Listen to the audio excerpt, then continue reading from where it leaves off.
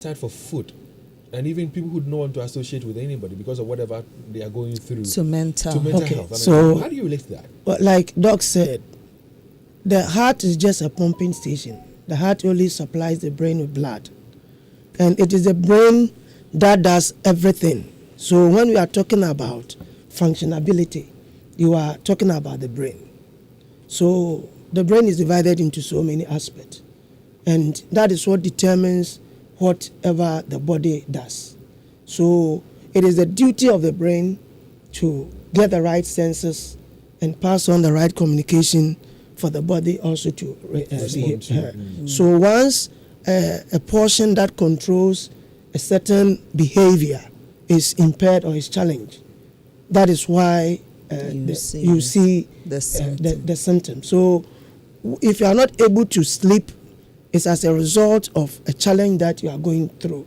You might be thinking about something, and because of what you are thinking about, the right communication is not taking place in the body to enable the body to enjoy the necessary sleep that you are talking about. So in short, what we are trying to establish is that the heart is only feeding the brain with the blood, but it is the duty of the brain to control and to ensure that the body behaves or the body operates. So, Let me add in a little bit here. So, when an individual is experiencing difficulty with sleep, or with appetite, or with association, or with any situation, what happens is that you get into contact with a clinician and you give that complaint.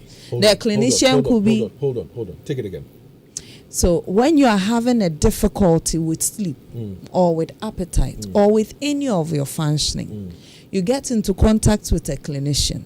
The complaint might be, I can't sleep, or I have back pain, or I have abdominal pain, or whatever symptom it is. Now, the clinician will now decide to run some evaluation for you to check if you have an infection, to check if you have any metabolic condition, that is, if your body is having any difficulty processing any of the compounds. Now, after that basic workup is done, it is detected that you don't have an infection. You don't have any metabolic condition like diabetes going on, or even you don't have hypertension.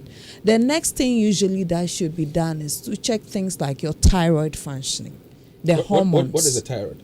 That's the gland that is in front of your neck. It's the one that controls your body's rate of breaking down compounds. We say basal metabolic rate. So when you eat, it is the organ that produces the hormones that direct the breakdown of the food. And even it receives signals from your brain.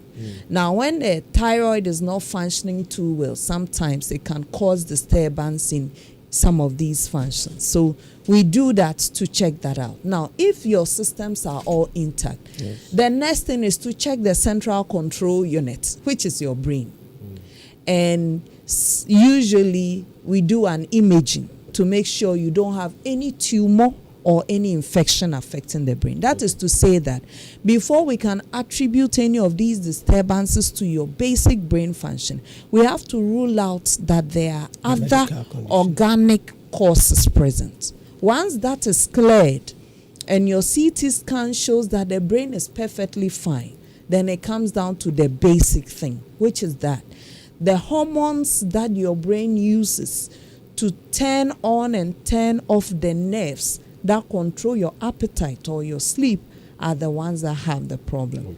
The unfortunate thing is that as we sit here, we do not have any real test that can pick your blood sample that will tell us that those compounds are running short on you. We don't have them in Ghana, or we don't have them worldwide. We don't have